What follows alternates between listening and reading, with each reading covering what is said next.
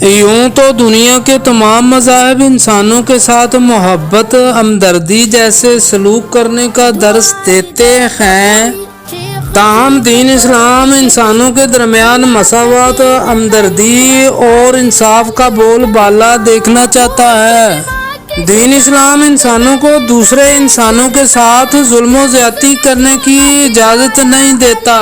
یہ دین اسلام ہی ہے جو دنیا میں ظالم حکمرانوں کے سامنے کلمہ حق کہنے کی ترغیب دیتا ہے۔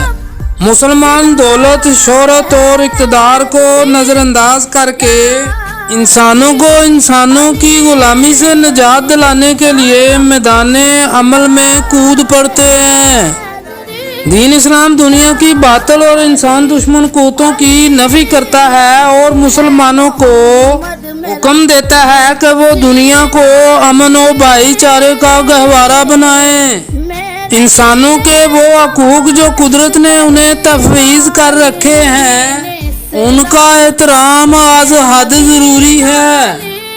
دنیا میں حاکمیت صرف اللہ تعالیٰ کی ہے اور دنیا کے کسی بھی حکمران کو یہ اختیار حاصل نہیں کہ وہ نسلی امتیاز کے بل بوتے پر انسانوں کے درمیان عدم مساوات پیدا کرے اور ظلم و استبداد کا نظام قائم کرے، جیسا کہ اس وقت یہودی لابی اور اسرائیل مسلمانوں کے خلاف کر رہے ہیں۔